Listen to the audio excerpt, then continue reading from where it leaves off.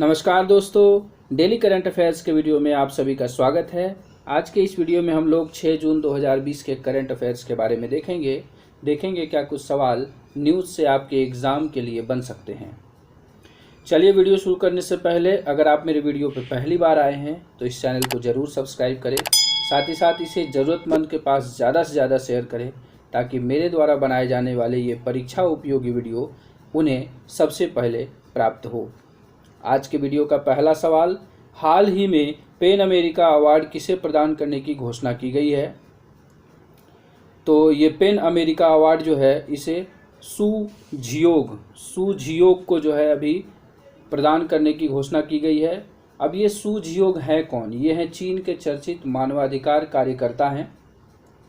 अब इन्हें यह दिया क्यों जा रहा है? यह अवार्ड इसलिए दिया जा रहा है क्योंकि ये कोरोना से निपटने में चीन के राष्ट्रपति की विफलता को सामने लाया है, जिस कारण इन्हें हिरासत में भी ले लिया गया था।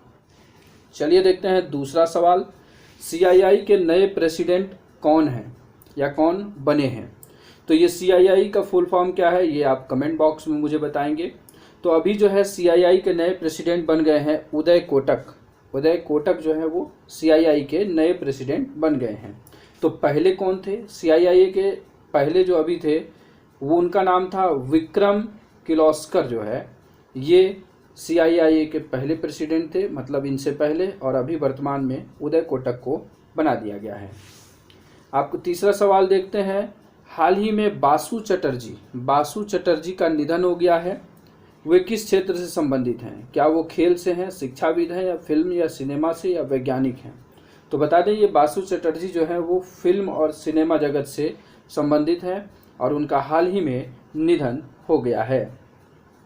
चौथा सवाल, बहुत ही महत्वपूर्ण सवाल, किस भारतीय को British academy of film and television arts, जिसे कि शॉर्ट में बाफ्टा कहते हैं, ने अपना नया अध्यक्ष बनाया है? आपको बता दें कि ये पहले अश्वेत होंगे जो कि बाफ्टा के जो है अध्यक्ष बनाए गए हैं।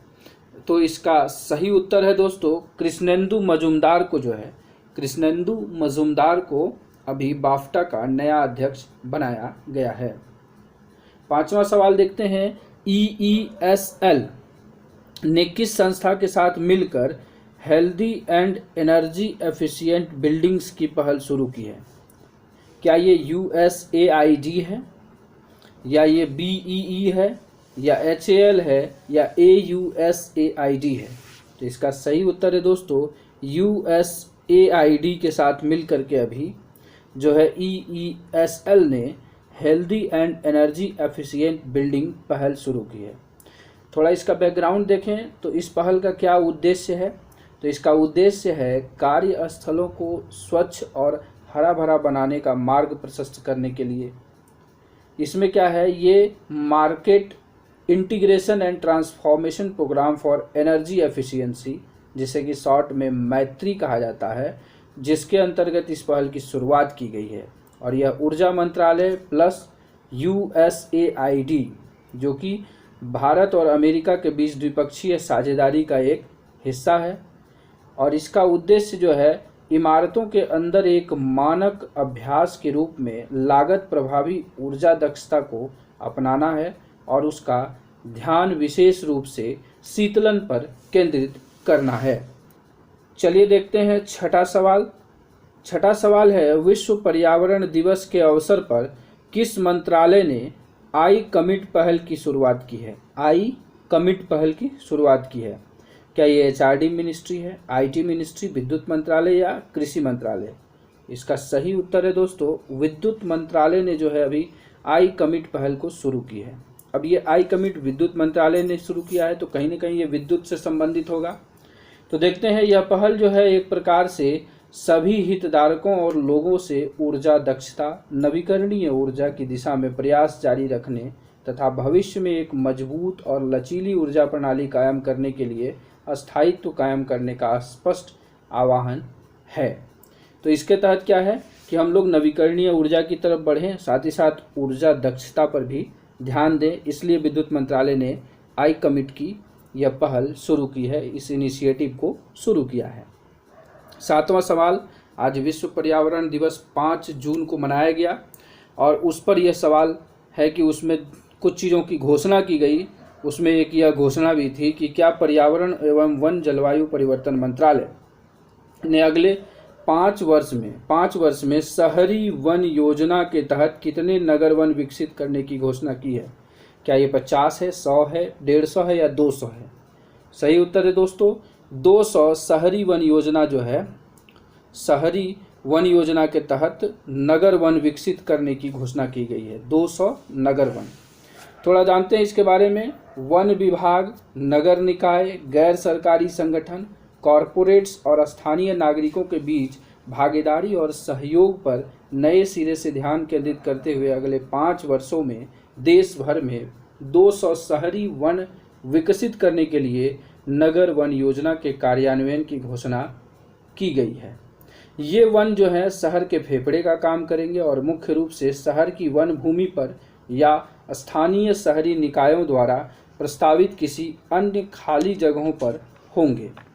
आगे जो है इसमें क्या है कि इस वर्ष जो हम लोगों ने विश्व पर्यावरण दिवस मनाया है उसका थीम जैव विविधता था।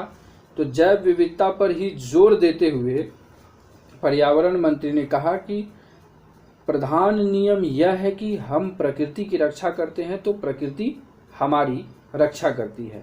साथ ही साथ इस अवसर पर एक फिल्म भी दिखाई गई जिसमें यह दिखाया गया कि वन विभाग और स्थानीय निकाय के साथ मिलकर के की गई पुणे वासियों की पहल ने 16.8 हेक्टेयर बंजर पहाड़ी क्षेत्र को हरे भरे जंगलों में बदल दिया।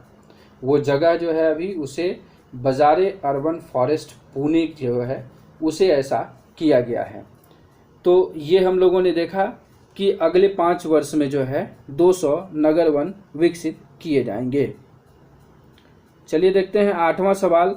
हाल ही में किसे विश्व बैंक के कार्यकारी निदेशक के वरिष्ठ सलाहकार के रूप में नियुक्त किया गया है? क्या वे राजीव टोपनो है, बजेंद्र नवनीत है, एच अठेली हैं या अनवर हुसैन हैं? तो इसका सही उत्तर है दोस्तों राजीव टोपनो जो हैं उन्हें अभी विश्व बैंक के कार्यकारी निदेशक के वरिष्ठ सलाहकार नियुक्त किया गया है। साथ ही साथ कुछ और भी नियुक्ति हुई है, उसे प्रश्न के तौर पर मैंने नहीं लिया है ताकि वीडियो लंबा हो जाएगा। वो आपको डिस्प्ले हो रहा होगा। और मैं बता रहा हूँ एक बजेंद्र नवनीत हैं जिन्हें विश्व व्यापार संगठन में भारत का राजदूत एवं अस्थायी प्रतिनिधि नियुक्त किया गया है। रवि कोटा को वाशिंगटन में भारतीय दूतावास में मिनिस्टर जैसे कि आर्थिक में नियुक्त किया गया है। और लेखन ठक्कर को जो है अभी बीजिंग में वाणिज्य दूत नियुक्त किया गया है। एच अठेली को जो है एशियन डेवलपमेंट बैंक के ईडी के सलाहकार के रूप में नियुक्त किया गया है। और अनवर हुसैन शेख को डब्ल्यूटीओ में भारत के वाणिज्य दूत के रूप में चुना गया है। तो ये कुछ नियुक्तियां वाणिज्य स्तर पर जो है की गई है कि सभी जगह पर विदेशों में कहाँ कहाँ भारत के प्रतिनिधि तैनात होंगे और वे कौन कौन होंगे। चलिए देखते हैं आगे। अब 9वां सवाल। हाल ही में किस राज्य सरकार ने एक online portal skill register launch किया है? क्या वो महाराष्ट्र है, बिहार है, हिमाचल प्रदेश है या मध्य प्रदेश है? तो इसका सही उत्तर है दोस्तों हिमाचल प्रदेश ने अभी स्किल रजिस्टर शुरू किया है। साथ ही साथ केंद्र सरकार ने भी अभी एक स्किल के लिए एक रजिस्टर शुरू किया है। कल के वीडियो में मैंने उसे कवर किया है 5 जून वाले में, अगर आपने नहीं देखा है तो ज़रूर देखिएगा। स्वदेश स्कीम उसका नाम है। बहुत ही इम्पोर्टेंट सवाल है वो। चलिए देखते हैं 10वां सवाल। हाल ही में किस देश की चलिए देखते हैं 10वां सवाल। हाल ही में किस देश की जिलोमोल मैरियट बिना हाथों की कार चलाने वाली एशिया की पहली महिला बन गई हैं? क्या ये श्रीलंका है, बांग्लादेश है, चीन है या भारत है? बता दें कि यह गौरव भारत ने प्राप्त किया है। यह भारत की जिलोमोल मैरियट हैं। ये केरल की निवासी हैं जिन्होंने कि अभी बिना हाथ के कार चलाने वाली पहली महिला बन गई हैं। चलिए देखते हैं अगला सवाल। हाल ही में किस संस्था ने पानी से हाइड्रोजन निकालने के लिए कम लागत की उत्प्रेरक का विकास किया है? क्या वो DRDO है, इसरो है, CENS है या NPCL है? तो इसका सही उत्तर है दोस्तों CENS संस्था जो है उसने अभी हाइड्रोजन जो है पानी से हाइड्रोजन निकालने के लिए कम लागत की उत्प्रेरक का विकास किया है। CENS का फुल फॉर्म आप कमेंट बॉक्स में देंगे ताकि आप इसे सुनिश्चित कर ले, गूगल कर ले, आपको यह याद हो जाएगा। 12वां सवाल देखें, हाल ही में किस भारतीय को फोर्ब्स पत्रिका के मुख्य पृष्ठ पर जगह मिली है? बहुत ही महत्वपूर्ण जानकारी है।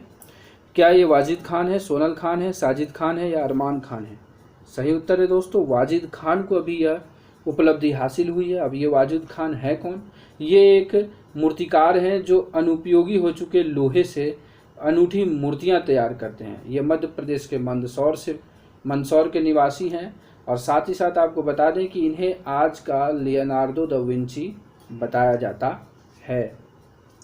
चलिए देखते हैं 13वां सवाल, किसे एशिया रीजन के लिए कॉमनवेल्थ शॉर्ट स्टोरी प्राइज 2020 से सम्मानित किया गया है? शॉर्ट स्टोरी प्राइज 2020 मतलब छोटी कहानियों में। कृतिका पांडे, अनन्या सिंह, नीतू पांडे या सीमा पांडे? तो इसका सही उत्तर है दोस्तों, कृतिका पांडे को यह गौरव प्राप्त हुआ है और उन्हें यह पुरस्कार the great Indian tea and snack, जो उनके द्वारा लिखी गई कहानी है, उस पर दिया गया। चलिए देखते हैं 14वां सवाल, हाल ही में किस राज्य में डिप्रेशन से ग्रसित कर्मियों के स्पंदन नामक अभियान शुरू किया गया है? मतलब कि जो भी डिप्रेशन से ग्रसित कर्मी है उनके लिए स्पंदन नामक अभियान शुरू किया गया है। छत्तीसगढ़, मध्य प्रदेश, महाराष्ट्र या यूपी ने? तो ये छत्तीसगढ़ ने शुरू किया है इसे। छत्तीसगढ़ ने हाल ही में डिप्रेशन से ग्रसित पुलिस कर्मियों के लिए जो है इस योजना की शुरुआत की है। देखते हैं आज के वीडियो का अंतिम सवाल, भारत का पहला राज्य कौन सा है जिसने इंटरनेट सुविधा को मौलिक अधिकार के तौर पर घोषित किया है? तो क्या ये हरियाणा है, केरल है, तमिलनाडु है या मध्य प्रदेश है? तो केरल है जिसने कि ऐसा पहला राज्य बना है जिसने इंटरनेट सुविधा को मौलिक अधिकार के तौर पर घोषित किया है। तो आज के वीडियो में बस इतना ही। आपको वीडियो कैसा लगा लाइक करके बताइएगा, साथ ही साथ अपने सुझाव कमेंट बॉक्स में लिखिएगा और अगर इस चैनल पर पहली बार आए हैं तो इसे सब्सक्राइब ज़रूर करिएगा, बेल आइकन प्रेस करिएगा ताकि आपके पास जो है ये उपयोगी वीडियो का नोटिफिकेशन सबसे पहले प्राप्त हो। अंत में वीडियो ध्यानपूर्वक देखने के लिए आप सभी मित्रों का धन्यवाद।